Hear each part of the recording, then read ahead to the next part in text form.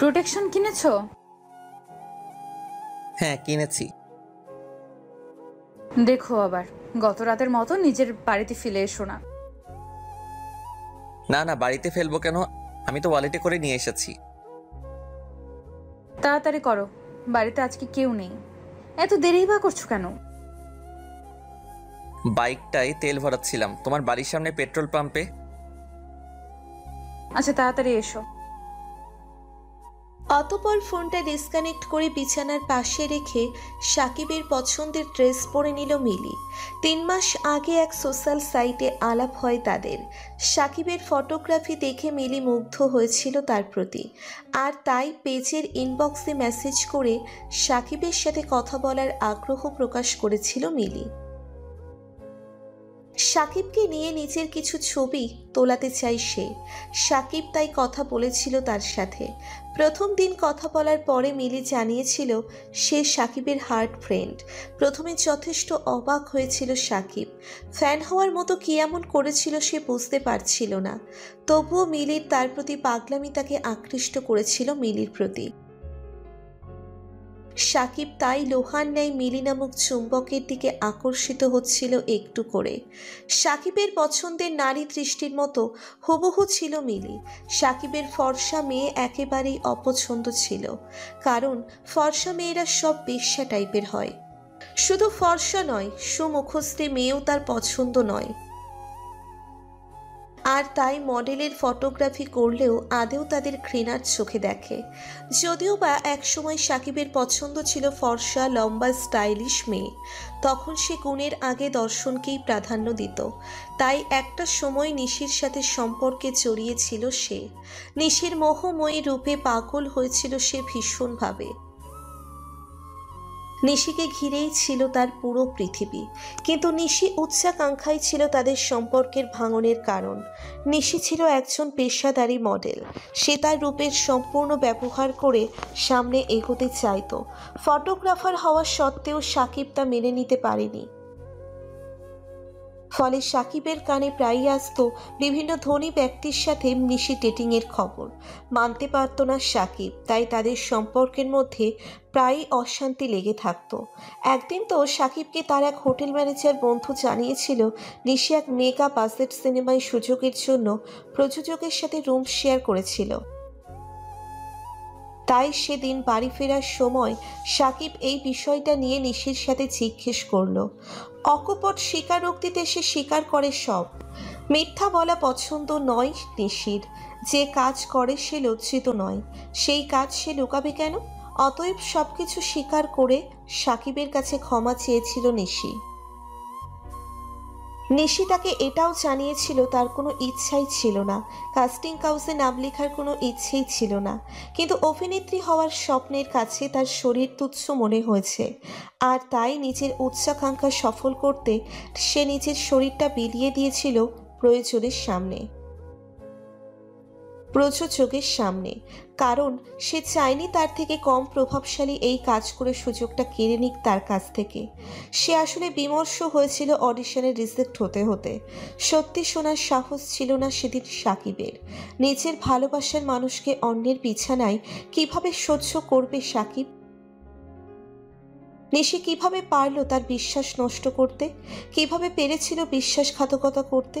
সে বুঝতে পারছিল না তার এবং নিশির সম্পর্কের থেকে কিভাবে নিশির কাছে উচ্চাকাঙ্ক্ষায় বড় হতে পারে। নিশি বারবার ক্ষমা চেয়েছিল সাকিবের কাছে। সাকিবের পা ধরে কেঁদেছিল মেয়েটি পাগলের মতো।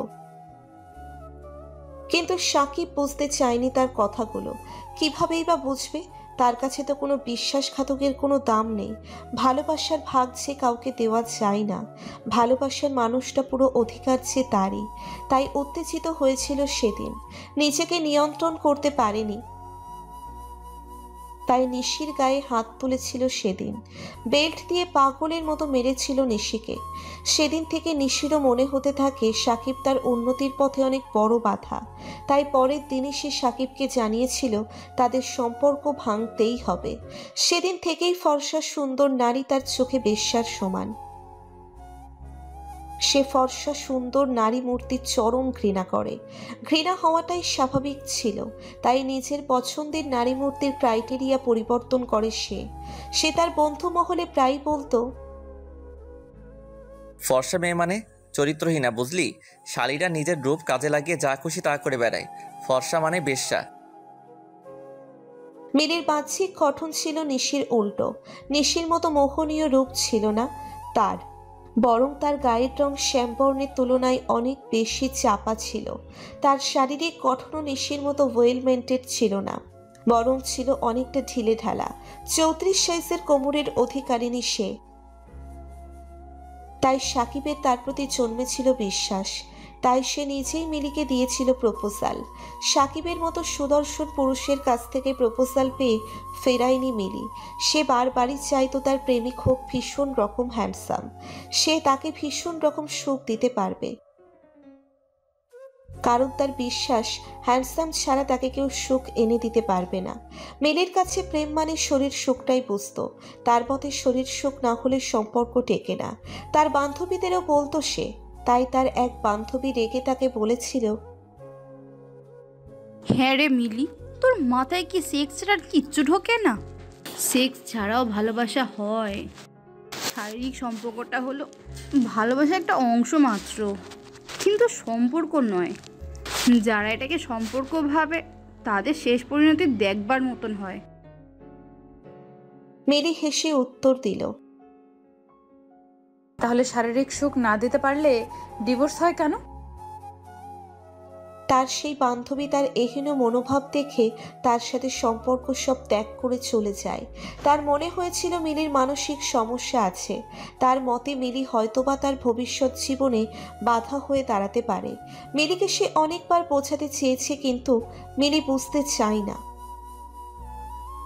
আর তাই সাকিবের সাথে সম্পর্কে আসার আগে একাধিক শারীরিক সম্পর্কে লিপ্ত হয়েছিল সে একই কারণে সম্পর্ক সৃষ্টির 2 মাসের মধ্যে সাকিবকে এক প্রকার জোর করেই বাধ্য করেছিল ফাঁকা বাড়িতে তার সাথে সহবাস করতে।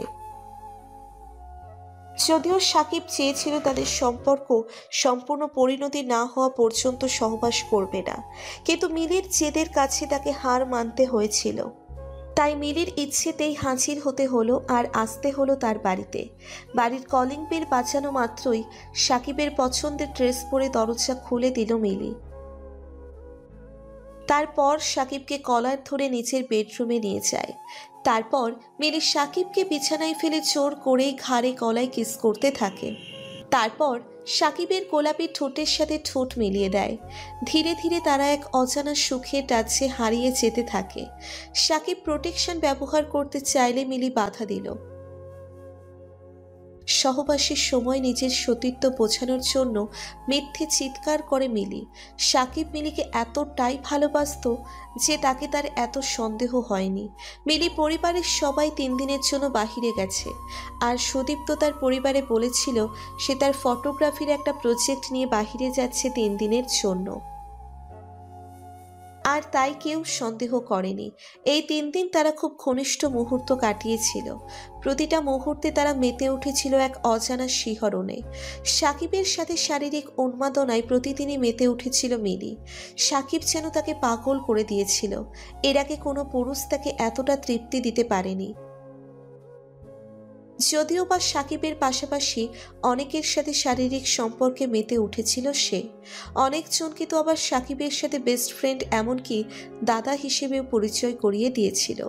সাকিব যেহেতু সব সম্পর্ককে সমানভাবে সম্মান করত, তাই সে সন্দেহ করেনি। 3 দিন পর মিলির বাড়ির লোক ফিরে আসার আগেই সাকিব বাড়ি ফিরে এসেছিল।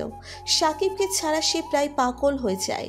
তাকে ছাড়া এক মুহূর্তও থাকতে পারে না। প্রায় তারা সময় কাটাতো বিভিন্ন হোটেলে। আজ প্রায় 7 মাস তাদের সম্পর্কের। হঠাৎ একদিন রাতে প্রচণ্ড উৎকণ্ঠা নিয়ে মিলি সাকিবকে ফোন দিয়ে বলল, সাকিব, আমার পিরিয়ড স্কিপ করে গিয়েছিল 3 মাস, তাই প্রেগনেন্সি টেস্ট কিট দিয়ে পরীক্ষা করায় পজিটিভ এসেছে রিপোর্ট। আরও নিশ্চিত হতে আমি ক্লিনিকে গিয়ে টেস্ট করেছিলাম, রিপোর্টে পজিটিভ এসেছে। কি করব আমি সমাজে মুখ দেখাতে পারবো না। এত দেরি হয়ে গিয়েছে যে অ্যাবর্শন করতে পারবো না। তাছাড়া দেশে করোনার কারণে পরিস্থিতিও অস্বাভাবিক। সাকিবের সাথে কান্নায় ভেঙে পড়েছিল মিলি। সে এই কমাসে ভালো করেই চিনতে পেরেছিল সাকিবকে। সাকিব যে কতটা ইমোশনাল সে ভালো করেই জানতো। সে এটাও ভালো করে জানতো সাকিবের মতো কেউ তার জীবনে না আসলে, কারণ সাকিবের মতো এতখানি বিশ্বাস তাকে কেউ করবে না। মিলির কথায় সাকিবের মনে লাড্ডু ফুটতেছিল। সে অনেক খুশি হয়েছিল। সাকিব তার কথা শুনে হেসে বলেছিল, আরে পাগলি, অ্যাবর্শন করতে কে বলেছে? ও আমাদের ভালোবাসার চিহ্ন, তাকে যে পৃথিবীতে আনতেই হবে। মিলি জানতো সাকিব এই কথাই বলবে, কারণ সে জানতো সাকিব খুব ইমোশনাল। এজন্য মিথ্যে প্রেগনেন্টের কথা বলে ইমোশনাল করে তোলে। আর তাই শুভ দিনক্ষণ দেখে বিবাহ বন্ধনে জড়ালো তারা। সোশ্যাল মিডিয়াতে সাকিব তাদের ছবি আপলোড করে উপরে ক্যাপশন করে লিখল, বাহ্যিক সৌন্দর্য নয়, মনের সৌন্দর্যই মনুষ্যত্বের পরিচয়। সাকিবের বিয়ের ছবি দেখে চোখ ভিজল নিশির। সে বিশ্বাস করতে পারছিল না সাকিব অন্যজনের সাথে সম্পর্কে জড়ালো। সে জানতো সাকিব তাকে ঘৃণা করে, তবে এত বেশি সেটা জানতো না। কেন আজ সম্পর্ক সে জেনেও অন্য কারো হতে দেখে চোখ ভিজল? তবে কি সে সাকিবকে এখনো ভালোবাসে? এসব ভাবতে ভাবতেই নিশি মেকআপ করা মুখ পেয়ে দুফোঁটা চোখের জল গড়িয়ে পড়ল। সে নিজেকে প্রশ্ন করল, আজকে আমি সাকিবের পাশে দাঁড়াতে পারতাম না? এত বৈভবের খ্যাতি থেকেও কি আমি সেই সুখ পাই যে সুখ সাকিবের সাথে 1 BHK ফ্ল্যাটে বুকে মাথা রেখে ঘুমালে পেতাম? আজ এত পরপুরুষের হার্ট থ্রো হয়েও কি সেই আনন্দটা হয় যেটা সাকিবের ছোট্ট একটা প্রশংসায় পেতাম? তার মনের মণিকৌঠো থেকে উত্তর আসে না। সে বুঝতে পারে উচ্চাকাঙ্ক্ষা চরিতার্থ করতে গিয়ে সাকিবের বিশ্বাস ভাঙাটা তার ভুল ছিল। হয়তো ভুল নয়, তীব্র অন্যায় হয়েছে, যা ক্ষমার অযোগ্য। কিন্তু কি আর করার, সাকিব আজ অন্য কারোর। তাকে ফিরে পাওয়ার রাস্তাও আজ থেকে বন্ধ, কারণ সে নিজের উচ্চাকাঙ্ক্ষার কাছে বিসর্জন দিয়েছিল নিজের ভালোবাসাকে। সে পারেনি সাকিবের সেই প্রথম দিনের ভার্জিন গার্ল হয়ে থাকতে। সাকিব কি এমন চেয়েছিল তার কাছে যে সে দিতে পারেনি? না, সে দিতে পারত, কিন্তু নিজের উচ্চাকাঙ্ক্ষার কাছে তা হারিয়ে ফেলেছে। নিশির মেকআপ করতে দেরি হচ্ছে দেখে নিশির ক্রো আর্টিস্ট মিম আসে তার কাছে। নিশির এই রঙিন সুসজ্জিত গ্ল্যামার দুনিয়ার একমাত্র বান্ধবী হচ্ছে মিম। নিশির চোখে জল দেখে সে জিজ্ঞাসা করল, কি হলো নিশি? আর কত বছর নিজের পাপের প্রায়শ্চিত্ত করবি তুই? অতীতটাকে ভুলে যা প্লিজ। সাকিব তো তোকে মনেও করে না, তবে তুই কেন নিজেকে কষ্ট দিচ্ছিস? নিশি একটা দীর্ঘশ্বাস ফেলে বলে, কিভাবে মনে করবে? ভুলটা তো আমারই, ওর না। জানিস, বুঝতে পারিনি যশ ছাড়া বেঁচে থাকা গেলেও ভালোবাসা ছাড়া যায় না। আজ তাই সাকিবের বিয়ে দেখেও নিজেকে ঠিক রাখতে পারছি না। বারবার মনে পড়ে যাচ্ছে ওর সাথে কাটানোর সময়গুলো। বিয়ে হয়ে গেছে এত তাড়াতাড়ি? কি বলিস?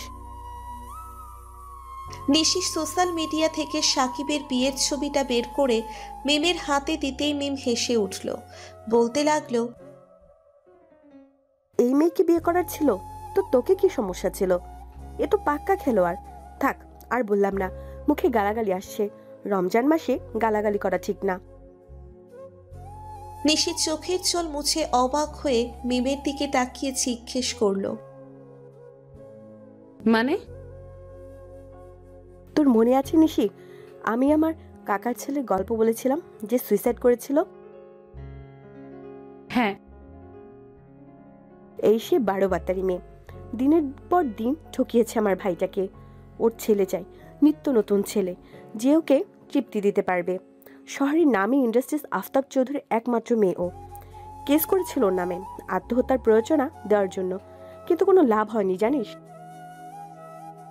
আমাদের দেশে ভালো মানুষেরা বিচার পায় না, আর এই কালনাগিনী বেশ্যারা ঠিকই আইনের অপব্যবহার করে। ও তো সাকিবকে শেষ করে দিবে রে। মেয়েটা এতটাই জঘন্য যে যাকে দাদা ডাকে তার সাথেও বের শেয়ার করতে দ্বিধা করে না, এমনকি নিজের পিসির ছেলের সাথেও। তবে কি জানিস, মেয়েটার বাহির দেখে এরকম মনে হয় না।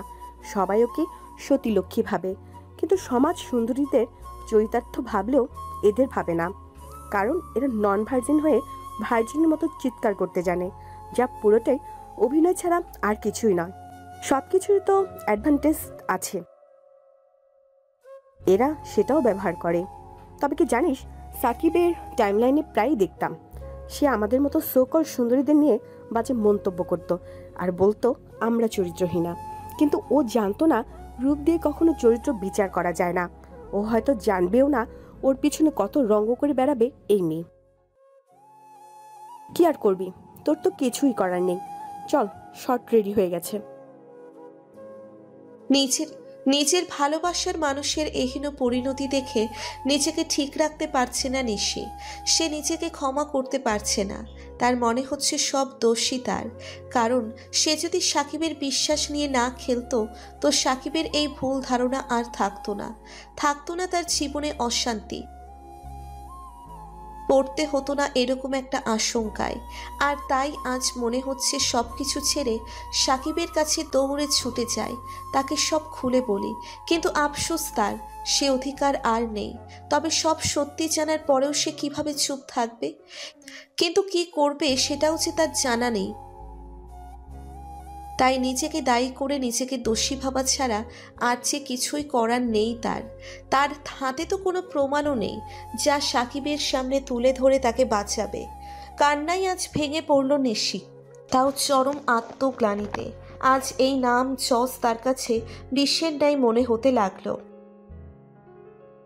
সাকিবের ছবি বুকে নিয়ে কাঁদতে লাগলো নিশি, আর বলতে শুরু করলো, আমায় ক্ষমা করে দাও সাকিব, আমায় ক্ষমা করে দাও। তোমার এহেন পরিণতি যে আমি চাইনি। আমি বুঝতে পারিনি আমার উন্নতির জন্য তোমার জীবন নষ্ট করতে হবে। সেদিন আর শুটিং স্পটে গেল না নিশি। মেকআপ রুম থেকে চেঞ্জ করে কাউকে কিছু না বলে পা বাড়ালো বাড়ির দিকে। কিছুই বুঝতে পারছিল না কিভাবে মিলির হাত থেকে বাঁচাবে সাকিবকে বাঁচানো যে একমাত্র তার কর্তব্য। বাড়িতে এসে সোফায় বসে পড়ল নিশি। তার জানি কেমন জ্ঞান শূন্য লাগছে নিজেকে। তার জন্যে কারো এত বড় ক্ষতি হতে পারে সে ভাবেনি। সাকিব এবং তার পুরনো ছবিগুলো মন দিয়ে খুঁটিয়ে দেখছিল। মনে পড়ছিল একের পর এক পুরনো স্মৃতিগুলো। তার এখনো মনে আছে প্রতিটা ফটোশুটের আগে সাকিব তাকে নিজের হাতে সাজিয়ে দিত। মাঝে মাঝে যখন তার রান্না করা হয়ে উঠত না, তখন সাকিব তাকে নিজ হাতে রান্না করে খাইয়েও দিত। আজও তার মনে পড়ে তার সেই পিরিয়ডের দিনগুলো। অসম্ভব যন্ত্রণায় যখন সে ছটপট করত, সাকিব তখন তার জন্য জল গরম করে হট ওয়াটার ব্যাগে করে সেক দিয়ে দিত তাকে কোনো কাজ করতে দিত না সারাদিন। সে সাকিবের দিকে তাকিয়ে অবাক নয়নে ভাবত, কোনো ছেলে এতটা ভালো কি করে বাসতে পারে? আমার বাবাকে তো সবসময় দেখতাম মায়ের সাথে গায়ে হাত তোলা ছাড়া কথাই বলতো না। সত্যি বলতে সাকিব নিশির জীবনে একটা আশীর্বাদ স্বরূপ ছিল। নিশির আজও খুব কষ্ট লাগে যখন মনে পড়ে সে লিভিনে গেলে সাকিবের সাথে। নিশির মা যখন সদ্য মারা গিয়েছেন, তখন নিশির বাবা মিঠুন আহমেদ কিছুদিন পরেই বাড়িতে নিয়ে আসেন 18 বছর বয়স্ক মডেল রক্ষিতা অহনা। নিজের চোখের সামনে নিজের বাবার এহেন নোংরামি মেনে নিতে পারছিল না নিশি। দমবন্ধ হয়ে আসছিল তার প্রতিটা মুহূর্তে। এরকমই একটা মুহূর্তে আত্মহত্যার পথ বেছে নিয়েছিল নিশি। ঠিক করে দিয়েছিল আজই শেষ করে দিবে সব। স্টেশনে গিয়ে বসেছিল অনেকক্ষণ। ট্রেনের সামনে ঝাঁপ দেওয়া ছাড়া আর কেই বা করার ছিল তার। সে ঝাঁপ দিতেই চাচ্ছিল, কিন্তু হঠাৎ পার্সে রাখা ফোনটা বেজে ওঠায় সে সম্বিত ফিরে পায়। কারণ তখন তার ক্লাসমেট সাকিব ফোন করেছিল। নিশিও মনে মনে তাকে পছন্দ করত। তার পার্সোনালিটি, অ্যাটিটিউড সবকিছুই নিশির কাছে ভালো লাগতো। শুধু ক্লাসমেট বললে ভুল হবে, কারণ সাকিবও নিশিকে আরো বেশি কিছু মনে করত। সাকিব হঠাৎ নিশিকে বলে বসল, I am in a love with you lot. I love you, Nishi. I love you so much. সেদিন সাকিবের বলা কথাগুলো নিশিকে নতুন করে বাঁচার অনুপ্রেরণা জুগিয়েছিল। সেদিন নিশি খুঁজে পেয়েছিল বাঁচার তীব্র আকাঙ্ক্ষা। হ্যাঁ, সেদিন সাকিবের ভালোবাসার কাছে হার মেনেছিল নিশি। সাকিবের কাছে পেয়েছিল একমাত্র আশ্রয়স্থল, ফিরে এসেছিল মৃত্যুর হাত থেকে। নিশি পারেনি আর থাকতে, বেরিয়ে আসে স্টেশন থেকে। সাকিবের ফ্ল্যাটে রাত 12টার সময় উপস্থিত হয় নিশি। সাকিব ফেরায়নি তাকে, বুকে টেনে নিয়েছিল সেদিন। সাকিব কোনো দিন তার চোখে এক ফোঁটা জল আসতে দেয়নি। প্রতিবার অডিশন দিয়ে ব্যর্থ হয়ে যখন বাড়ি ফিরত, সাকিব তখনই তার হাতে হাত রেখে সাহস দিয়ে বলতো, তুমি ঠিক পারবে। সাকিবের একটা কথাই তাকে সাহস জুগিয়েছে বহু বছর, কিন্তু এতবার অডিশন দিয়ে ধৈর্যের বাঁধ ভেঙেছিল তার। প্রতিবারই সে দেখত তার চেয়ে কম মূল্যের কেউ চান্স পেয়ে যাচ্ছে শরীরের মূল্যে। তাই সে আর কোনো কিছুই না ভেবে রাজি হয়ে গিয়েছিল প্রযোজকের সাথে হোটেলের রুমে যেতে। আর সেই দিনটার জন্যই আজ সে ক্ষমা করতে পারেনি নিজেকে। সাকিবকে তারপরেই সে হারায় চিরতরে। পুরনো স্মৃতিগুলো ভাবতে ভাবতে সোফায় ঘুমিয়ে পড়ে নিশি। হঠাৎ ফোনটা বেজে ওঠে। তার ডিরেক্টর নীল ফোন করেছে তাকে। এক রাশ বিরক্তি নিয়ে ফোনটা রিসিভ করলো। হ্যালো। ওপাশ থেকে নীল ধরা গলায় বলতে লাগলো, তুমি একটু দেখা করতে পারবে? নিশি খুব ভালো করেই জানে নীল তাকে খুব পছন্দ করে। সেই পছন্দ সহকর্মী আর বন্ধুর চেয়ে অনেকটা বেশি। কিন্তু তার স্ত্রী আত্মহত্যার কারণ হিসেবে নীলের নাম শোনায় সে নীলের মধ্যে দেখতে পায় তার বাবার প্রতিচ্ছবি। তাই নীলকে একেবারেই পছন্দ করে না সে। তাই নীলের প্রশ্নের উত্তরে ভদ্রতার সাথে জানালো, আজকে পারবো না। আসলে সাকিবের ব্যাপারই ছিল, তোমার সমস্যা থাকলে তোমার বাড়িতে আসছি। সাকিবের ব্যাপারে কথা বলবে তাই নিশি আর নিষেধ করেনি। নিশি বসতে দিল। বাড়িতে আসার পর নীলকে বসতে দিল নিশি। নীল তার দিকে তাকিয়ে বলল, নিশি, আজকে মিম আমাকে সাকিবের বিয়ের ছবি দেখে বলল তোমার শুটিংয়ে না আসার কারণ। তোমার উপর একটু রাগ হয়েছিল, একইভাবে সাকিবের উপর প্রচণ্ড রাগ হয়েছিল, কারণ এই সিনেমাটা বহুকাল ধরে ঝুলছে। আমি যেহেতু সাকিবকে আরো আগে থেকে ব্যক্তিগতভাবে চিনতাম, তাই সাকিবকে মেসেজ করে বলতে চেয়েছিলাম সে যেন তোমাকে ব্লক করে। কিন্তু ওর প্রোফাইল অন করতেই আমি মিলি নামের একটা মেয়ের ছবি দেখি। মনে আছে আমি তোমায় বলেছিলাম আমার স্ত্রী আত্মহত্যা করেছিল? নীল চোখটা রুমাল দিয়ে মুছে বলল, এই মিলির বেস্ট ফ্রেন্ডই ছিল আমার বউ। আমার বউয়ের নাম ছিল নীলাঞ্জনা। 12 বছরের সম্পর্ক পরিণতি পেয়েছিল আমাদের দুজনের সম্মতিতে। আমরা দুজন দুজনকে পাগলের মতো ভালোবাসতাম। আমার সব কয়টা শুটিং স্পটে থাকতো নীলাঞ্জনা। ও যেন আমার জীবনের চরম ইন্সপিরেশন ছিল। একদিন নীলাঞ্জনাই আমাকে মিলির সাথে পরিচয় করিয়ে দেয়। বলেছিল মিলি ওর বন্ধু নয়, ওর বোন। শুনে খুশি হয়েছিলাম। জানো, নীলাঞ্জনাকে কেউ ভালোবাসলে আমার খুব ভালো লাগতো, আর তাই মাঝে মাঝে মিলির সাথে হাই হ্যালো করতাম। একদিন আমার এক শুটিং স্পটের বাইরে মিলির সাথে দেখা হয় আমার। ওর গাড়ি খারাপ হয় লং ড্রাইভে এসে। আমি ওকে ওর বাড়ি অব্দি লিফট দেই। ওর বাড়িতে এসে বসতে দিয়েছিল আমাকে। ফর্মালিটির জন্য সেটাও করি। মিলে চলে যায় ঘরের ভেতরে। এক অদ্ভুত রকমের খোলামেলা ড্রেস পরে আসে আমার সামনে। তার আকার ইঙ্গিতে আমি বুঝে গেলাম সে কি করতে চায়, কিন্তু ততক্ষণে অনেক দেরি হয়ে যায়। সে আমার পাশে এসে বসে। তার অতি স্বল্প পোশাক আমার অস্বস্তির কারণ হয়ে দাঁড়ায়। আমি তাই তার দেওয়ার কোল্ড ড্রিঙ্কসটা খেয়ে তার বাড়ি থেকে বের হতে চেয়েছিলাম, কিন্তু মাথা ঘুরে পড়ে যায়। তারপর কি হয়েছে আমার মনে নেই। ঘুম থেকে উঠে বাড়ি ফিরে আসি, কিন্তু শরীরটা প্রচণ্ড দুর্বল লাগছিল। বাড়ি ফেরার পর নীলাঞ্জনাকে শরীর ক্লান্ত লাগার কথা জানালে কড়া করে 1 কাপ চা করে দেয়, কিন্তু তাও ক্লান্তি মেটে না। সেদিন ক্লান্তির কারণে ঘুমের সাগরে হারিয়ে গিয়েছিলাম। কিন্তু পরের দিনে মিলে আমাকে কিছু খারাপ ভিডিও MMS করে পাঠায়, যেখানে আমি তার সাথে সুখের সাগরে ভাসছিলাম। তারপর থেকে সে প্রায় আমাকে দিয়ে তার চাহিদা মেটাতো আর বলতো ভিডিওটি ইন্টারনেটে ছাড়িয়ে দেবে। নীলাঞ্জনাকে সাহস করে কিছু বলতে পারিনি, আর তাই অনিচ্ছাকৃতভাবে প্রতিদিনই তার সাথে বেড শেয়ার করতে হতো। ধীরে ধীরে নিজের উপর ঘৃণা জন্মেছিল, তাই একদিন শুটিংয়ের নাম করে তার কাছে যায়নি।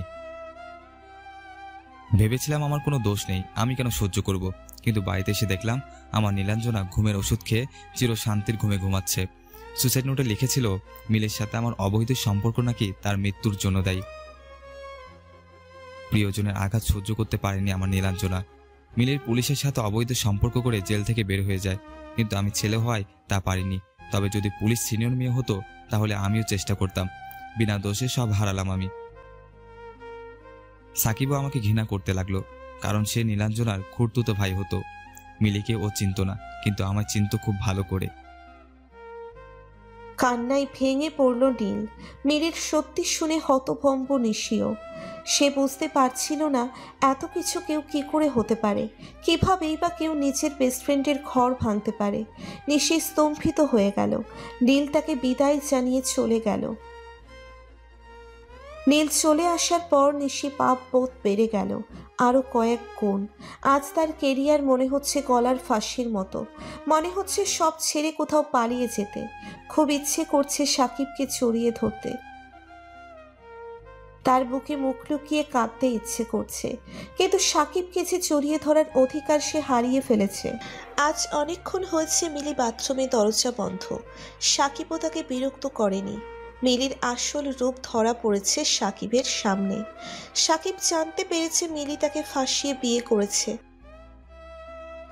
কারণ মিলি কোনো দিন অন্তঃসত্ত্বা ছিলই না। সাকিব মর্মাহত হয়েছিল মিলির এহেন মিথ্যা সম্পর্ক দেখে। নিশিকে হারিয়ে মিলিকে আঁকড়ে ধরে সে বাঁচতে চেয়েছিল, কিন্তু মিলি যে তার সাথে প্রতারণা করবে কখনোই সে ভাবতে পারেনি। শুধু মিলির এরকম মিথ্যে সম্পর্ক দেখে সে বলেছিল, মিলি এই মিথ্যের ঠিক কি দরকার ছিল? মিলি কোনো উত্তর দেয়নি। কোনো অপরাধ বোধও তার আচরণে পরিলক্ষিত হয়নি। সাকিব শুধু অবাক হয়েছিল তার এরকম আচরণে। কিছুদিন পর সাকিব তার এক বন্ধুর কাছ থেকে জানতে পারে মিলি কল্ট বয় হায়ার করতে খুব ভালোবাসে। সাকিবের যে মডেল বন্ধুটি তাকে এই তথ্যটি দিয়েছিল, সে নিজেও পোর্টফোলিওর টাকা জোগাড় করার জন্য কল্ট বয়ের কাজ করে। সাকিব প্রথমে বিশ্বাস করতে চায়নি, কারণ তার কাছে মিলি ছিল লক্ষ্মী মন্ত্রার স্বরূপ। সাকিবের হিসেবে ফর্সা সুন্দর মুখশ্রী, সুন্দর শারীরিক গঠন বিশিষ্ট মেয়ে মাত্রই চরিত্রহীনা, কিন্তু মিলির মতো মেয়েরাও যে চরিত্রহীনা হয়, তারাও যে সেক্স অ্যাডিক্টেড হয় তা ভাবতে পারেনি। চোখ দিয়ে জল পড়ছে তার। নির্বাক হয়ে দাঁড়িয়ে আছে, নির্বাক দর্শকের মতো। সে বুঝতে পারছিল না কি সত্য কি মিথ্যা। তার চোখের সামনে ভেসে উঠছিল নিশির মুখখানা। তার সাথে প্রতারণা করার কারণবশত নিশির চোখে মুখে অনুতাপ ছিল প্রায়শ্চিত্ত করার চেষ্টা। তার প্রতারণার কারণ ছিল তার হতাশার বহিঃপ্রকাশ। কিন্তু মিলি দিনের পর দিন তাকে ঠকিয়ে যাওয়া সত্ত্বেও তার কোনো অনুতাপ নেই। বরং সাকিব সব সত্যি জানার পর সে সাকিবকে পাত্তা না দিয়ে খেয়াল খুশি মতো ছেলে নিয়ে আসে বাড়িতে। এমনকি সাকিবের সামনেই পরপুরুষের সাথে উলঙ্গ অবস্থায় মেতে ওঠে নোংরা খেলায়। বিখ্যাত ইন্ডাস্ট্রিয়ালিস্টের মেয়ে হওয়ার দরুন সাকিব কোনো প্রতিবাদও করতে পারে না। সাকিবের প্রতিদিন তিলে তিলে মরতে থাকে। আজ তার কোথাও একটু মনের কোণে নিশির জন্য, নিশির সাথে কাটানো স্মৃতিগুলো উকি মেরে তাকে প্রশ্ন করে, নিশিকে কি ক্ষমা করা যেত না? ওর যে চোখে প্রবল অনুশোচনা ছিল। ঠিক তখনই মস্তিষ্ক তার সমস্ত চিন্তা ভাবনাকে বাধা দিয়ে বলে, নিশি কিন্তু প্রতারণাই করেছে। নিজের সাথে আজকাল দ্বন্দ্বে মেতে ওঠে সাকিব। মিলিকে আজ তার খুব অসহ্য লাগে। এই তো সেদিনের কথা, সাকিবের 16 বছর বয়সী মামার ছেলে তার বাসায়। ইচ্ছে ছিল ভাইয়ের মতো বড় মাপের ফটোগ্রাফার হবে, কিন্তু তা আর হলো কই। মিলি প্রথমে তাকে করার প্রস্তাব দিল। প্রথমে 2-1 দিন ভালোই মজা পেয়েছিল, কিন্তু পরে সাকিবের মামাতো ভাই নিজের ভুল বুঝতে পেরে যখন সঠিক প্রথমে আসতে চেয়েছিল, তখন মিলি তার উপর চাপ প্রয়োগ করে। শেষমেশ একজন মেয়ে হয়ে একটা ছেলেকে ধর্ষণ করলো। সাকিবের আজও চোখে জল ভরে যায় যখন মনে পড়ে তার ছোট ভাইটা কি নিদারুণ মানসিক যন্ত্রণায় দিন পার করতেছে। সে কিছুটা রিকভারি করেছে, কিন্তু মেয়েদের ঘৃণা তার ভীষণভাবে। কাউন্সিলিং চলছে তার। এভাবেই মিলির দিনের পর দিন সাহস বেড়েই চলেছে। এখন এমন অবস্থায় এসে দাঁড়িয়েছে, তাদের বাড়ির সামনে রাস্তা দিয়ে কোনো পুরুষ মানুষ হাঁটতেই চায় না। আর রাতের বেলা এলাকার বকাটেরা সিরিয়াল ধরে। হঠাৎই বাথরুমে কোনো কিছু পড়ার শব্দ সাকিবের ধ্যান ভাঙল, কিন্তু মিলি তো এখনো বের হলো না বাথরুম থেকে। নাকি বাথরুমেই পরপুরুষের সাথে চালাইতেছে। সোফায় বসে খবরের কাগজ পড়তে পড়তে এসব কথা ভাবছিল সাকিব। কিন্তু প্রায় 2 ঘন্টা হয়ে গিয়েছে বাথরুম থেকে বের হচ্ছে না মিলি। অন্যদিকে সাকিবের প্রজেক্টরের কাছে বাহিরে যাবে, দেরি হয়ে যাচ্ছে। সে এবার দরজার সামনে গিয়ে 2 বার নক করলো। মিলি, দরজা খোলো। মিলি, খুলো বলছি। ভেতর থেকে কোনো সাড়া শব্দ না পেয়ে সাকিবের মনে আশঙ্কা সৃষ্টি হতে থাকলো। অজানা এক আতঙ্ক ধাওয়া করতে থাকে। কাজের মেয়েকে নিয়ে দরজা ভেঙে দেখতে পেল বাথরুমের মেঝেতে বিবস্ত্র অবস্থায় পড়ে আছে মিলি। দ্রুত অ্যাম্বুলেন্সে ফোন করলো সাকিব এবং দ্রুত মিলিকে নিয়ে হাসপাতালের উদ্দেশ্যে রওনা দিল। মিলির মা বাবাকেও খবর দেওয়া হলো, কিন্তু হাসপাতালে পৌঁছানো মাত্রই হাসপাতালের ডক্টররা তাকে মৃত ঘোষণা করলো। মিলির মা বাবা নিজের একমাত্র মেয়ের মৃত্যুর খবর পেয়ে ক্ষিপ্ত হলো। তারা সাকিবের নামে এফআইআর করলো আর মিলির বডি পোস্টমর্টেমে পাঠানো হলো। এদিকে সাকিবকে পুলিশ গ্রেপ্তার করলো। সাকিবকে 2 দিনের রিমান্ডে নেওয়া হলো। সাকিবের উপর অমানসিক নির্মম অত্যাচার শুরু করলো। সাকিবের কথা কেউ শুনছে না। পুলিশদের একটাই কথা, দোষ করিস আর না করিস, তুই স্বীকার করতেই হবে। আমাদের দেশের আইন এরকমই, দোষী বা নির্দোষ বিবেচনা করে না। তাদের শুধু আসামি চাই পকেট গরম করার জন্যে। যাদের কাছ থেকে মোটা অঙ্কের টাকা নেওয়া যাবে বিচার তার পক্ষে হবে, আর যে দিতে ব্যর্থ হবে তার উপর চলবে অমানসিক তাণ্ডব। দেশ আজ কোথায় পৌঁছলো? স্বাধীনতা অর্জন করেও কি ন্যায় নীতি প্রতিষ্ঠা করতে পারলাম আমরা? তার থেকেও ভালো হতো পরাধীনতার জীবন। যাই হোক, গল্পে আসি। মিলির পরিবার মিথ্যে 498 দায়ের করলো তার নামে। তাদের মনে হয়েছিল মিলির অত্যাচারে অতিষ্ঠ হয়ে খুন করে দিয়েছে সাকিব। সাকিবের কাতর আর্জি কেউ শুনল না। পোস্টমর্টেমের রিপোর্ট আসার আগেই তাকে রিমান্ডে নেওয়া হলো। 2 দিন পর তাকে জেলে হস্তান্তর করা হলো। এই 2 দিন তার জীবনে এক দুঃস্বপ্নের মতো কেটেছে। হাঁটার মতো শক্তিটুকু অবশিষ্ট নেই। তাই জেলের দেওয়ালের সাথে ঢিল দিয়ে বসে থাকতে ভাবতে লাগলো, আজকের এই পরিণতির জন্যে শুধুই আমি দায়ী।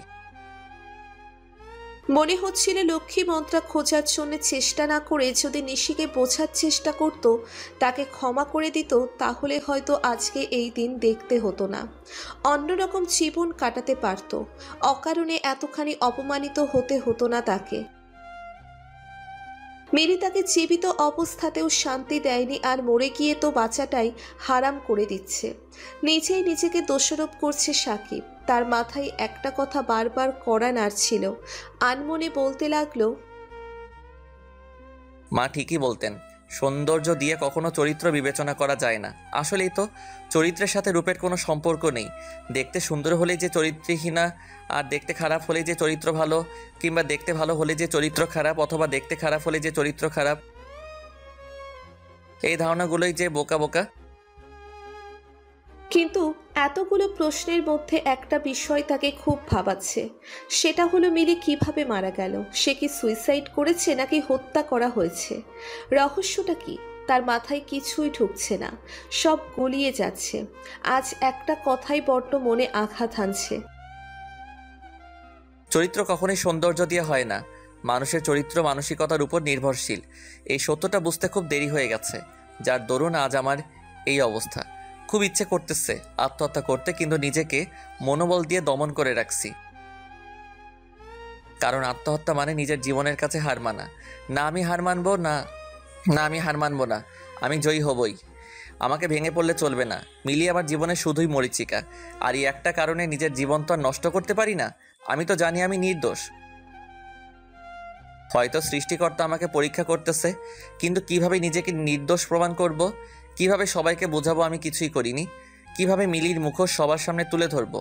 কিন্তু কিভাবে এত কিছু করব? তাই সব কিছু অদৃষ্টের উপর ছেড়ে দেওয়াই ভালো। সব দরজা যখন বন্ধ হয়ে যায় তখন একটা দরজা খোলা থাকে। হ্যাঁ, আমাকে ওই দরজাটাই খুঁজে নিতে হবে। এখন আমার একমাত্র করণীয় হচ্ছে ধৈর্য ধারণ করা। এটাই সফলতার একমাত্র রাস্তা। আপন মনেই কথাগুলো বলছিল সাকিব। হয়তো জীবনের আঁকড়ে ধরে বাঁচার সব রাস্তাই তার জন্যে বন্ধ। ভালোবাসা নামক শব্দটাই তার জীবন নষ্টের একমাত্র কারণ। তার এহেন পরিণতির জন্য ভালোবাসাই দায়ী। কি অন্যায় ছিল তার? সে তো সরল মনেই প্রথমে নিশিকে ভালোবেসেছিল, তারপর মিলিকে, কিন্তু দুজনেই তাকে ঠকিয়েছে। তার ভালোবাসাকে সূচক হিসেবে কাজে লাগিয়েছে। হয়তো তার জীবনের সবচেয়ে বড় ভুল ছিল ভালোবাসা। অন্যদিকে চলচ্চিত্র জগতে আসার পর থেকে নিউজ পেপার পড়া মোটামুটি বন্ধ করে দিয়েছে নিশি। ভয় পায় কখন তার নামে গুজব শুনে ফেলবে, হয়তোবা নিজের খারাপ ইমেজ নিয়ে যদি কোনো চিন্তায় পড়তে হয়। কারণ মিডিয়ার লোকেদের বিশ্বাস নেই, তিলকে তাল করাই তাদের অন্যতম বৈশিষ্ট্য। তারপর সেটাকে বারবার ব্রেকিং নিউজ হিসেবে সোশ্যাল মিডিয়ায় সম্প্রচার করবে। সেজন্য বাড়িতে খবরের কাগজও রাখে না, সারাদিন টিভিতে কার্টুন সিরিজ দেখেই সময় পার করে। কারণ দেশের যে পরিস্থিতি, ঘর থেকেই তো বের হওয়া দুষ্কর। হয়তোবা সেলিব্রিটিদের জন্য এটা কোনো বিষয়ই না, তারপরেও সে কোনো রিস্ক নিতে চাইছে না। আজ তার কি মনে হলো, সে তার নিজের ভুলেই একটা নিউজ চ্যানেল ধরে বসলো। প্রথমেই তার নতুন সিনেমার প্রমোশন দেখে সে খুব খুশি হলো, পরক্ষণেই তার মাথায় বাজ ভেঙে পড়ল। হঠাৎ তার চোখে পড়ল একটা ব্রেকিং নিউজে, যেখানে লেখা ছিল বিখ্যাত শিল্পপতির কন্যা মিলির মৃত্যুতে পুলিশ গ্রেপ্তার করল তার স্বামী সাকিবকে। খবরটি শুনে মুহূর্তেই স্তম্ভিত হয়ে গেল নিশি। সে খুব করেই জানতো সাকিব মিলিকে পাগলের মতো ভালোবাসত। নিশি জানতো সাকিব একটু বদমেজাজি, তবে এতটাও নয় যে মিলিকে হত্যা করবে। কারণ সাকিব যদি এতটাই বদমেজাজি হতো তাহলে নিশি নিজেও ওই দিনের পরে বেঁচে থাকতো না। খবরটা শোনা মাত্রই সে ফোন করলো মিমকে, কিন্তু মিম তখন এক পার্টিতে ব্যস্ত ছিল। নিশির ফোন রিসিভ করার পরে সে জানতে পারল পুরো কাহিনী। মিমও খুব অবাক হয়েছিল, প্লাস খুশিও হয়েছিল। কারণ এরকম একটা আবর্জনা সমাজ থেকে তাহলে বিদায় হলো। তারপরেও মিম তার এক দূরসম্পর্কের ভাইয়ের নাম্বার দিল, যে একজন নামি দামি উকিল। যে কোনো প্রয়োজনে ওনার সাথে যোগাযোগ করতে বলল। নিশি বুঝতে পারছিল না সে কিভাবে সাকিবকে বাঁচাবে। হঠাৎ তার মনে হলো এখন তার একজন উকিল দরকার, যে কিনা সাকিবকে জেল থেকে বের করতে পারবে। আর মিম তো তাকে একজন উকিলের নাম্বার দিল। আর দেরি করা যাবে না, এখনই উকিলের সাথে ফোনে আলাপ করে থানায় রওনা দিতে হবে। যা করার খুব দ্রুত করতে হবে। রাত তখন প্রায় 11টা। ড্রাইভার ছুটি নিয়ে দেশের বাড়ি গিয়েছে। কোনো উপায় না পেয়ে সে নিজেই পাগলের মতো ড্রাইভ করে কোনো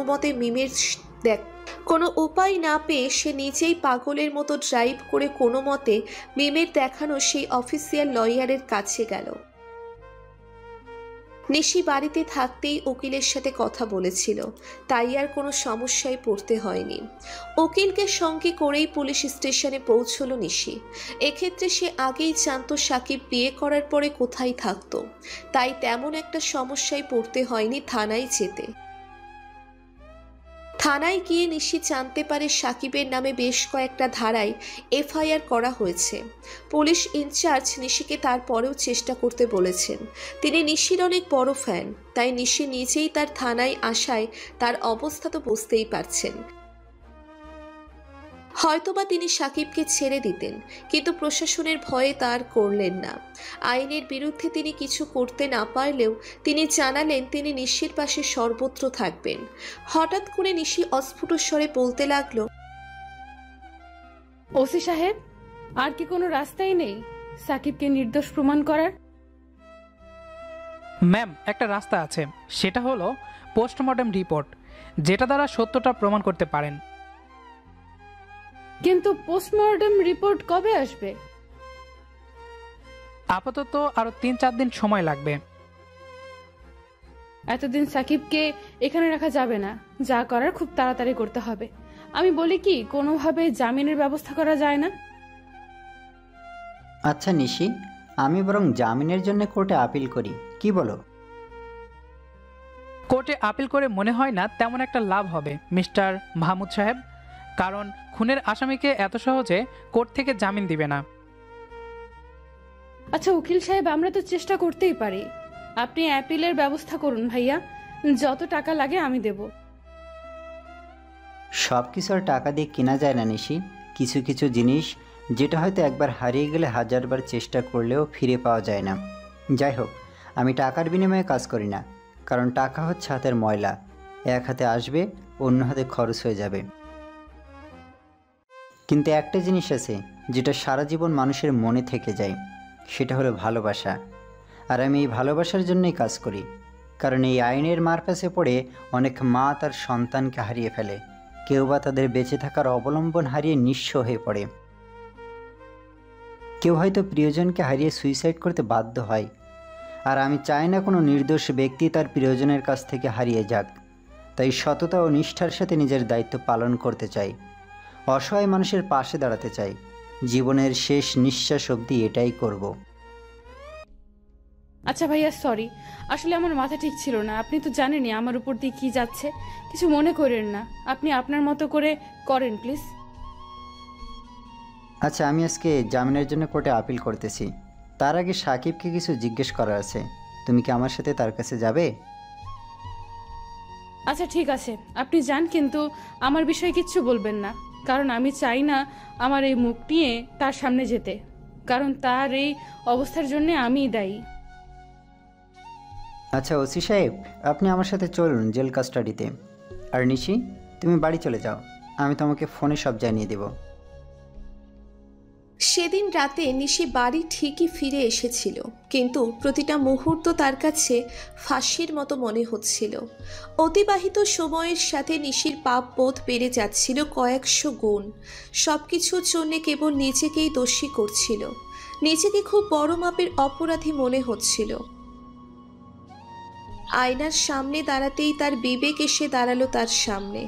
নিজেকে নিজেই কটাক্ষ করে বলতে লাগলো, হয়ে গেছিস তো দামি অভিনেত্রী, তোর কি দরকার সাকিবকে নিয়ে ভাবার? সেদিন প্রযোজকটার সাথে বেড শেয়ার করতে যাওয়ার আগে কি একবারও ভেবেছিস সাকিবের কি হবে?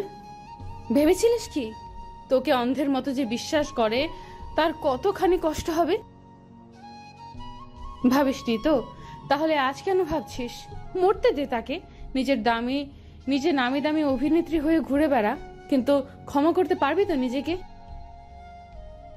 নিশি আয়নার সামনে কান্নায় ভেঙে পড়ল, চিৎকার করে বলতে লাগল, এই জীবন তো আমি চাইনি। সাকিবের জীবন বলি দিয়ে নিজের জীবন গড়তে চাইনি আমি। হয়তো আজ তার আশেপাশের আসবাবপত্রগুলো তাকে দেখে ব্যঙ্গ করছে। ব্যঙ্গ তো করবারই কথা, কারণ সব দোষী তো তার। নিজেকে খুবই অসহায় মনে হতে লাগলো। সাকিবকে একটু জড়িয়ে ধরার আকাঙ্ক্ষা যেন ঘায়েল করছে তাকে। খুব ইচ্ছে করছে একটু জড়িয়ে ধরে বলতে, ভালোবাসি। কিন্তু নিয়তি হয়তো এটা চাই না, তাই তো এখনো অবধি প্রায়শ্চিত্ত করার মতো সুযোগও তার আসেনি। মানুষ ঠিকই বলে, সময় থাকতে সময়ের মূল্য বোঝা যায় না। ঠিক তেমনি ভালোবাসার মানুষ কাছে থাকলেও তার গুরুত্ব আমরা বুঝি না, যতক্ষণ না মানুষটি হারিয়ে যায়। এটাই হয়তো নিয়তি। আজ 3 দিন সাকিব জেল থেকে ছাড়া পেয়েছে, কিন্তু সে একটা কথা কিছুতেই বুঝতে পারছে না যে তাকে জামিন করালোটা কে, পরিচয় বা গোপন রাখলো কেন। কিন্তু আজ খুবই মনে পড়ছে নিশিকে। নিশি তো আমাকে সত্যিই ভালোবাসতো, তাহলে কেন একবারও আমার খোঁজ নিতে আসলো না? নাকি সব কিছুই তার নাটক ছিল, যেমনটা মিলি করেছিল? হ্যাঁ, সব মেয়েরাই একই রকম। না, কখনই কোনো মেয়ের চক্করে পড়া যাবে না। সব মেয়েরাই ধোঁকাবাজ, ছলনাময়ী। আর এই শহরে থাকবোই না, গ্রামে চলে যাব। এই শহরে থেকে কি পেলাম? সবাই শুধু স্বার্থের পেছনে দৌড়ায়। চাই না এরকম স্বার্থপর শহরে থাকতে। কি দোষ করেছিলাম আমি? আমি তো কারো কোনো ক্ষতি করিনি। অনেক বড় বড় স্বপ্ন ছিল, হাতে হাত রেখে দুইজনে এক পথে চলার ওয়াদা হয়েছিল,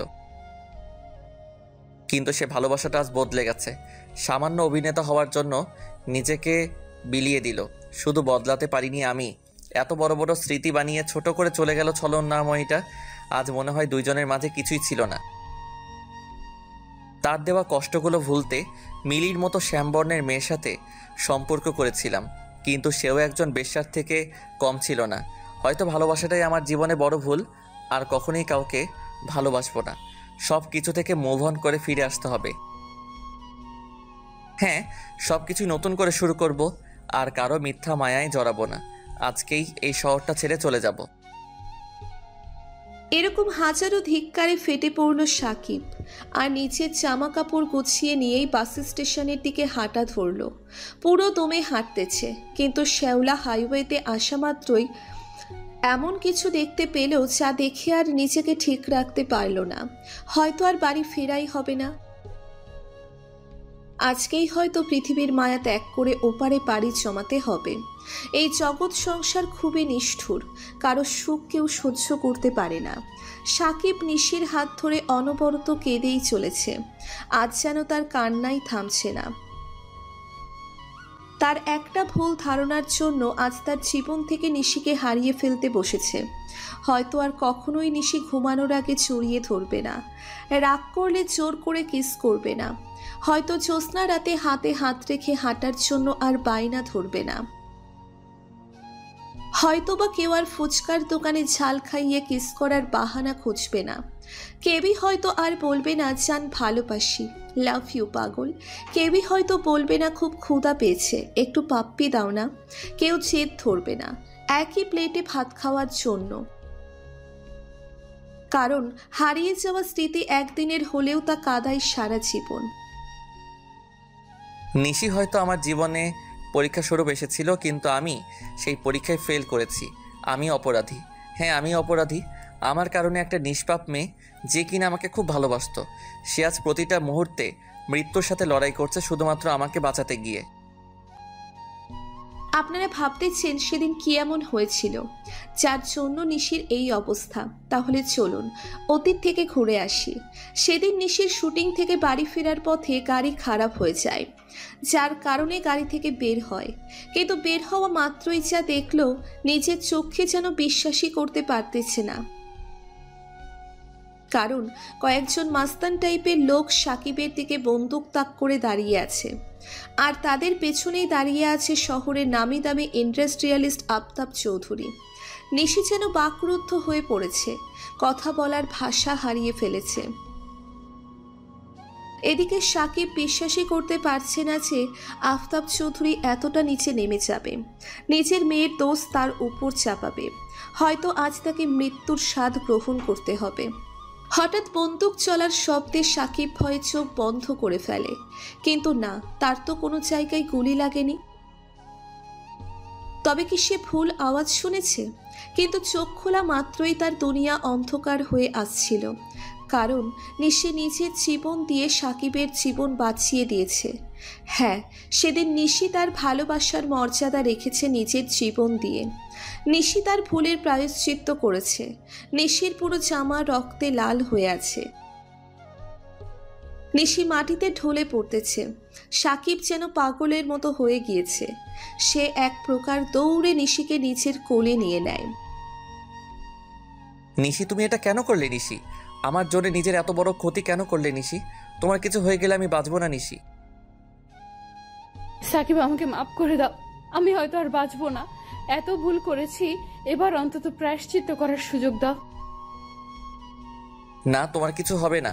তোমার কিছু হলে আমি বাঁচবো না। জানো সাকিব, আমার না খুব ইচ্ছে করতেছে তোমার বুকে মাথা রেখে একটু ঘুমাতে, যেমনটা আগে রাখতাম।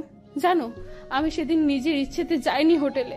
আমাকে পানি দিয়ে উত্তেজনার ওষুধ দেওয়া হয়েছিল, তাই আর নিজেকে সামলাতে পারিনি। জানো সাকিব, তুমি যখন আমাকে সেদিন বেল্ট দিয়ে মেরেছিলে, সেদিন আমার না খুব ব্যথা হয়েছিল, কিন্তু আমার ততটা কষ্ট হয়নি যতটা তোমার বউয়ের অতীত জেনে কষ্ট হয়েছিল। জানো, আমার না খুব চিন্তা হতো যদি তোমার কিছু করে দেয়। আল্লাহর কাছে প্রতিদিনই তোমার জীবন ভিক্ষা চাইতাম। হ্যাঁ, আল্লাহ আমার জানটাকে বাঁচিয়ে, কিন্তু হয়তো আমাদের মিলনটা আর হলো না গো। শেষবারের মতো একবার বলবে ভালোবাসি? না থাক, আমার মতো একজন বেশ্যাকে বলে নিজের মুখ পাপিষ্ঠ করো না। না, তোমার কিছুই হবে না। আমি তোমাকে হাসপাতালে নিয়ে যাব। তোমার কিছু হলে আমি বাঁচব না নিশি। সাকিব, আমার না খুব কষ্ট হচ্ছে সাকিব। হঠাৎ নিশি অজ্ঞান হয়ে পড়ে। সেদিন সাকিব নিশিকে হাসপাতালে ঠিকই নিয়ে আসছিল, কিন্তু ভাগ্য খারাপ হলে যা হয়। কারণ সচেতনতা মস্তিষ্কের কর্টেক্সের মাধ্যমে পরিচালিত জ্ঞানী ও দক্ষতামূলক কর্মকাণ্ডগুলোর গুণগত দিকগুলোর সাথে সম্পর্কিত, যার মধ্যে রয়েছে মনোযোগ, সংবেদনশীলতা, স্পষ্ট স্মৃতি, ভাষা, কোনো কাজ সম্পন্ন করার ক্ষমতা, সাময়িক ও স্থানিক অবস্থান অনুধাবন করা ও বাস্তবতা বিচার করার ক্ষমতা। স্নায়ুবিক দৃষ্টিকোণ থেকে চেতনা পরিচালিত হয় সেরিব্রাল কর্টেক্স বা ধূসর অংশ থেকে, যা মূল মস্তিষ্কের বাইরের অংশ, ও রেটিকুলার অ্যাক্টিভেটিং সিস্টেম থেকে, যার অবস্থান ব্রেন সিস্টেমের ভেতরে। কিন্তু নিশির সেগুলো কোনোটাই সক্রিয় নয়। ডাক্তারি ভাষায় বলতে হবে নিশি কোমাতে চলে গেছে। এতে পুরো দোষটাই সাকিবের। কি এমন দোষ করেছিল নিশি যে ক্ষমা করা যেত না? এখানে তো তার কোনো দোষ নেই। নিশি তো নিজের উচ্চাকাঙ্ক্ষার বশে ভুল করে ফেলেছে। কিন্তু সাকিব তো চাইলে তাকে সঠিক পথে নিয়ে আসতে পারত। নিজের ভালোবাসার বেড়া ছেলে মুড়িয়ে নিশির জীবন থেকে সকল পাপ ধুয়ে মুছে দিতে পারত। কিন্তু পুরো সত্যি না জেনে সে নিশিকে এত শাস্তি দিল। সাকিবের চোখ থেকে কয়েক ফোঁটা নোনা জল তার গাল বেয়ে গড়িয়ে নিশির মুখে এসে পড়ছে। সাকিবের চোখের পানি এক ফোঁটা নিশির চোখের উপর পড়তেই নিশির চোখ টিপুনি দিয়ে ওঠে, সাথে হাতটাও হালকা নাড়িয়ে ওঠে। সাকিবের চোখ নিশির চোখের দিকে পড়তেই সাকিবের মুখে হাসি ফুটে ওঠে।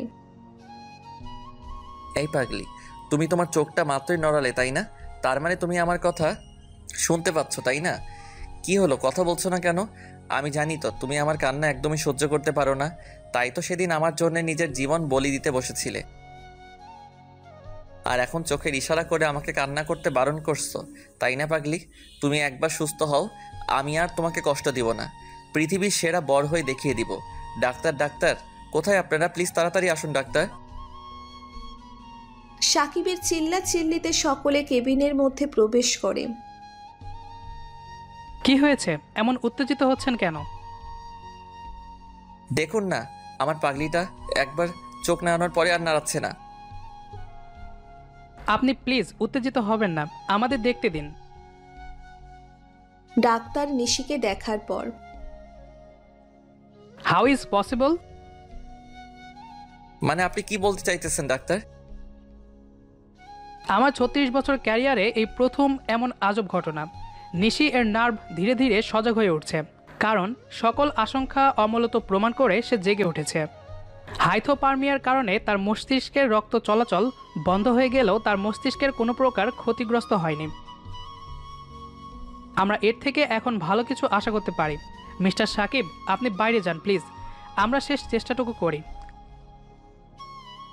সাকিবের মুখের ভাষা যেন হারিয়ে ফেলেছে। কি বলবে কিছুই ভেবে পাচ্ছে না। ধীরে ধীরে সাকিব ফ্লোরে বসে পড়ে। অতি সুখে আর অতি দুঃখে এই দুই সময় যেন মুখের ভাষা হারিয়ে যায়। সাকিবেরও তাই হয়েছে, তবে এটা দুঃখের জন্য না, এটা অতি সুখের জন্য। আইসিইউ এর দরজার সামনে ফ্লোরে বসে পাগল করে হাসছে সাকিব, কারণ আজ সৃষ্টিকর্তা তার জীবনের সেরা উপহার দান করেছেন। তার পাগলিটাকে আবার ফিরিয়ে দিতেছে। প্রায় অনেকক্ষণ পরে ডাক্তাররা বের হয়ে এলেন। ডাক্তার সাহেব, আমার পাগলিটা ঠিক হয়ে যাবে তো? সরি মিস্টার সাকিব, আসলে আমরা যথেষ্ট চেষ্টা করেছি, কিন্তু কিছু করতে পারিনি। এই কথা আর বলবো না। নাও কংগ্রাচুলেশন মিস্টার সাকিব, পেশেন্ট এখন আউট অফ ডেঞ্জার। এখন ঘুমের ওষুধ দেওয়া হয়েছে, 1 ঘন্টার মধ্যে জ্ঞান ফিরবে। থ্যাংক ইউ ডাক্তার সাহেব, আপনার এই উপকার আমি জীবনেও ভুলব না। আমি শুধু আমার দায়িত্বটাই পালন করেছি, এর পুরো ক্রেডিটটাই শুধু আপনার। আপনি যদি দৃঢ় মনোবল আর দিনরাত সেবা যত্ন না করতেন তাহলে হয়তো এটা সম্ভব হতো না যদি আপনি গত 3 মাস রোগীর সর্বোত্তম খেয়াল না রাখতেন। আমি যে ভুলটা করেছি তার কাছে এটা তুচ্ছ। হয়তো সারা জীবন এর মাসুল টানতে হতো যদি না নিয়তি ফিরে না চাইতো। Anyway, I have important appointment. I have to leave right now. Oh sure. Shakib কেবিনের দিকে পা বাড়ালো, কিন্তু কোথায় যেন একটা বাধা কাজ করতেছে। কোন মুখ নিয়ে সে শিশির সামনে দাঁড়াবে? নিশি কি তাকে ক্ষমা করবে, নাকি তার উপর জমানো অভিমান আজ পূর্ণতা পাবে? এরকম হাজারো প্রশ্ন তাকে ঘিরে ধরেছে। এরই মাঝে কেবিনে প্রবেশ করলো। কেবিনে প্রবেশ করা মাত্রই নিশির নিষ্পাপ মুখটি দেখে তার অন্তরাত্মা কেঁপে উঠল। কত ব্যথাই না সহ্য করেছে মেয়েটি। যেখানে আজ তার থাকার কথা সেখানে আজ শুয়ে আছে নিশি। প্রকৃত ভালোবাসাগুলো মনে হয় এমনই, শত কষ্ট হলেও প্রিয়জনের জন্য নিজের শেষটুকু বিসর্জন দিতে সর্বদা প্রস্তুত। নিশির পাশে রাখা চেয়ারে বসে পড়ল সাকিব। নিশির মুখে ভালোবাসার পরশ এঁকে দেওয়ার লোভ সামলাতে না পেরে নিশির কপালে ভালোবাসার পরশ এঁকে দেয়। তারপর নিশির মায়াবী চেহারা মূর্তির দিকে এক নজরে চেয়ে রইল। নিশির মায়াবী চেহারা মূর্তির দিকে তাকিয়ে থাকতে থাকতে কখন সে ঘুমিয়ে গেছে নিজেই জানে না। ঘুমানোরই কথা, 3 মাস ধরেই তো অঘুমেই আছে। রাত পাহারায় দিন পার হতো তার, কারণ প্রতি রাতেই নিশির পাশে বসে থাকতো সাকিব। নিশি কখন চোখ খুলে তার দিকে তাকাবে? সম্ভবত চোখ খুলে কখনোই তাকাতো না। এভাবেই বিছানায় একদিন নিঃশেষ হয়ে যেত। নিয়তি যদি এটাই চাইতো। নিয়তি কখনোই কাউকে সম্পূরক করে না, কোনো না কোনো কমতি রাখবে। কিন্তু নিয়তি যে তাকে এত বড় সারপ্রাইজ দেবে সে কখনোই ভাবতে পারেনি। তার সবচেয়ে বড় কমতি আজ পূরণ করেই দিল। হঠাৎ করে কারো কোমল স্পর্শে সাকিবের ঘুম ভাঙল। এই স্পর্শ যে তার খুব চেনা, এ যে ভোলার নয়। মাথা তুলে তাকাতেই নিশির ছলছল চোখের দিকে তাকিয়ে সাকিব যেন নিজেকে আর শান্ত রাখতে পারল না। নিশিকে জড়িয়ে ধরে হাউমাউ করে কেঁদে দিল। তখনই সাকিব নিশির দিকে তাকিয়ে বুঝতে পারল নিশি ব্যথা পেয়েছে, তাই ছেড়ে দিতে লাগলো। নিশি তার হাতটা শক্ত করে জড়িয়ে ধরে। এই, আমাকে ছেড়ে চলে যাওয়া হচ্ছে? আমাকে ছেড়ে আর যেও না, আমার না খুব ভয় করে। তোমাকে আর যেতে দিব না। নিশি আমাকে মাফ করে দাও। আমি না জেনে অনেক বড় ভুল করে ফেলেছি। আমি ভার্জিন গার্ল খুঁজতে গিয়ে তোমাকে অনেক কষ্ট দিয়ে ফেলেছি। আমি জানতাম না ভার্জিন গার্ল নয়, বরং মনের ভার্জিনিটি আসল। জীবন সুন্দর করে সাজাতে চাইলে ভার্জিন গার্ল না, বরং ভার্জিন মনি দরকার। কিন্তু আমি সেটা বুঝিনি, আর যতক্ষণে বুঝলাম তখন অনেক দেরি হয়ে গেছিল। আমার কারণে তোমার জীবন থেকে 3টা মাস হারিয়ে গেল। কিন্তু এবার আর ভুল করব না, তোমাকে আর কষ্ট দিব না।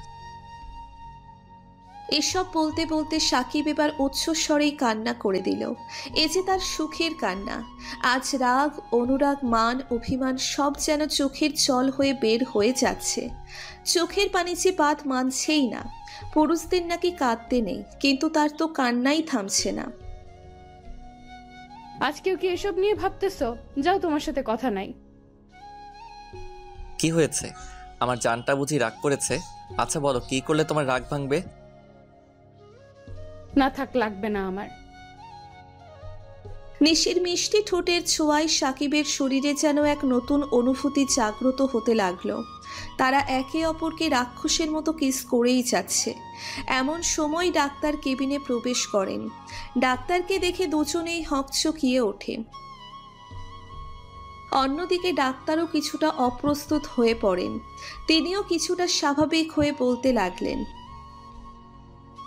আপনি এখন বাইরে যান, রোগীকে রেস্ট নিতে দিন, নইলে তিনি আবার কোমাতে ফিরে যেতে পারেন, কারণ তার শরীর অত্যন্ত দুর্বল। আর এই ওষুধগুলো বাইরের ক্লিনিক থেকে নিয়ে আসেন, আমাদের কাছে আপাতত নেই। এই নিন, প্রেসক্রিপশনটা নিন। হালার পুত, আসার সময় পেলি না? এই না যেই না রোমান্স করতে লাগলাম তখনই এন্ট্রি নিলি। শালা আবাল কোথাকার, রেসপন্সিবিলিটি বলতে কিছু রাখতে পারিস না। ঠিক আছে ডাক্তার সাহেব। নিশিকে রেখে সাকিব বাহিরে গেল আর তাড়াতাড়ি করে ঔষধ নিয়ে আসে। তবে বিলটা ক্রেডিট কার্ডের মাধ্যমেই পে করে, কারণ তার কাছে কোনো নগদ টাকা ছিল না। থাকবেই বা কেমনে, কারণ গত 3 মাস ধরেই তো এখানে পড়ে আছে। তারপর ঔষধ নিয়ে হাসপাতালে ফিরে আসে আর নিশিকে ঔষধগুলো খাওয়ানোর পর ঘুমের ঔষধ দেওয়া হয় আর নিশি ঘুমিয়ে পড়ে। এভাবেই চলে গেল পুরো 1 সপ্তাহ। এই 1 সপ্তাহে সাকিব নিশিকে এক মুহূর্তের জন্যেও চোখের আড়াল করেনি। প্রতিটা মুহূর্তে নিশিকে সব ধরনের কম্প্রোমাইজ করার চেষ্টা করেছে। অন্যদিকে নিশিও যেন বেঁচে থাকার নতুন আলো খুঁজে পেয়েছে। সীমাহীন বিস্তীর্ণ প্রেমনগর, যেখানে শুধু একজনেরই বসবাস, সেটা হলো নিশি নিজেই। এটাই তো চাই বাঙালি নারীরা, প্রিয়জনের একটু কেয়ার, একটু ভালোবাসা আর একটু সময়। যার প্রত্যেকটা ইচ্ছাই সাকিব পূরণ করার চেষ্টা করেছে। আজ সকাল থেকে সাকিবের মনটা উদাসী হয়ে বেড়াইতেছে, কারণ আজকেই নিশিকে হসপিটাল থেকে রিলিজ করবে। সেই সাথে আজকেই তারা পবিত্র সম্পর্কে আবদ্ধ হবে। তাদের সম্পর্ক আজকেই পরিণতি পেতে চলেছে। ভাবতেই মনটা নেচে উঠতেছে। এরই মাঝে তারা হসপিটাল থেকে বেরিয়ে গাড়ি নিয়ে কাজী অফিসের দিকে রওনা দিল। মূলত এর আগে তারা এক বাড়িতে থাকলেও কখনো ঘনিষ্ঠ সম্পর্কে জড়ায়নি। নিশি চেয়েছিল নিজেকে প্রতিষ্ঠিত করার পর সে নতুন জীবন শুরু করবে। সাকিবও আর বাধা দেয়নি, কিন্তু এরই মাঝে ঘটে গেল জীবনের কালো অধ্যায়, যা কখনোই ভোলা সম্ভব না। আচ্ছা বউ, ধরো আমরা বিয়ে করলাম কিন্তু বিড়ালটাই মারতে পারলাম না, তখন কি হবে? ওই ছ্যামরা, আমি কি এখনো তোরে বিয়ে করছি নাকি? তাহলে বিড়াল মারতে যাবো কোন দুঃখে? বিয়ে করি নাই কিন্তু করব তো। জি না, আমি কাউকেই বিয়ে করতে পারবো না। কেন কেন? আমি কি দেখতে খারাপ নাকি? না, বিষয়টা এরকম না, তবে বিয়ে করতে পারি একটা শর্তে। তোমার সব শর্ত মানতে পারি, এখন বলো কি শর্ত মানতে হবে? প্রথমে আমাকে প্রপোজ করো, তারপর ভেবে দেখবো। করতেছি, দাঁড়াও। এই বলে গাড়ি থামিয়ে পাশের ফুলের দোকান থেকে ফুল নিয়ে আসলাম। তারপর মিশন স্টার্ট করলাম। জানি না তোমাকে দেখার পর কি হয় বা কিভাবে হয়, শুধু জানি সারা জীবনের জন্যে কিছু অনুভূতি জমা হয়েছে, যেটা তোমাকে হীনা কল্পনা করাই বৃথা। তুমি আর আমার অবসরে নেই রে, অভ্যাসে পরিণত হয়েছ। সেই অভ্যাস যা কখনোই ত্যাগ করা সম্ভব না। আর তুমি আমার অনুভবে নয়, বরং অস্তিত্বেই মিশে গেছ। একটাই চাওয়া, এই অস্তিত্বের সমাপ্তি যেন কোনো দিনই না হয়।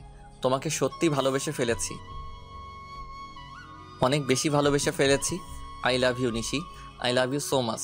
নাও will you marry me? I love you too. তারপর আমরা কাজটা সাইরা ফেলাইলাম। ওই মিয়ারা উল্টাপাল্টা ভাবেন কেন? আর আমরা তো বিয়ের কথা বলছি, মানে কাজী অফিসে গিয়া শুভ কাজ সাইরা ফেলাইলাম। আজকে আমার আর নিশির বাসর রাত। আজকে কেন জানি না খুব শরম করতেছে। এত শরম কোথায় যে রাখি, এই কথা বলতেও শরম করতেছে। বাসরাতে নাকি শরম করতে নাই, এই জন্যই লজ্জা শরমের মাথা খাইয়া ভেতরে ঢুকলাম। কিন্তু দেখি বউ আমার ইয়া বড় একটা ঘোমটা দিয়া বইসা আছে। তারপর কিছুক্ষণ চুপচাপ নীরব দর্শকের মতো দাঁড়িয়ে থাকলাম, কারণ আমার যে আবার শরম করে। বউ আমার 5G, তাই বুইজা ফেলাইছে যে তার 4G জামাইয়ের শরম করতেছে। অতএব দেরি না কইরাই আমাকে সালাম করতেছে। সবাই বুকে নেয়, তাই আমিও বুকে নিলাম। আমি আবার সবার মতো বেশিক্ষণ থাকতে পারি না, তাই বলতে শুরু করলাম, বেঁচে থাকো বৎস, স্বামী সংসার নিয়ে খুশি হও। তারপর আর কি, নাক বরাবর একটা ঘুষি খেলাম প্রথমে, তারপর বাসর রাতেই বউয়ের হাতে উদাম কেলানি খেলাম। আমি মনে হয় প্রথম মানুষ যে কিনা বাসর রাতেই বউয়ের কেলানি খেলাম। আপা সাইরা দেন, আর কখনো এরকম কথা বলবো না। আমি আর কখনোই বাসর ঘরে আসবোই না। আজকে মনে হয় সিগারেট খাই মাতাল হইয়া গেছিলাম, তাই তো রং নাম্বারে আইসা পড়ছি। ওই আমি তো রাপা লাগি, হ্যাঁ জম লাগি জম। আর সিগারেট খাই মাতাল হয় কেমনে? বিয়ে করেছিস না? হ্যাঁ, এবার বুঝাবো মজা কাকে বলে। গুন্ডি খালাম্মা, এই বাচ্চা পোলাটারে মাফ কইরা দেন প্লিজ। ওই আর একবার যদি উল্টাপাল্টা বকেছিস তো আজকেই তোরে চান্দে পাঠিয়ে দিমুনি। আচ্ছা আগে তো কলারটা ছাড়েন। তারপর আর কি, বাসর করার প্রস্তুতি নিতে লাগলাম। আমি নিশিকে বললাম, চলো আজকে আমরা ফুটবল ক্রিকেট খেলবো আর 2টা দল তৈরি করব। তুমি কি করবা? নিশি কিছুটা লজ্জা পেল, আর কিছু বলল না, শুধু একটা রেড সিগন্যাল দিল। কারণ তারপরে লাইট অফ করে ফুটবল ক্রিকেট শুরু করে দিলাম।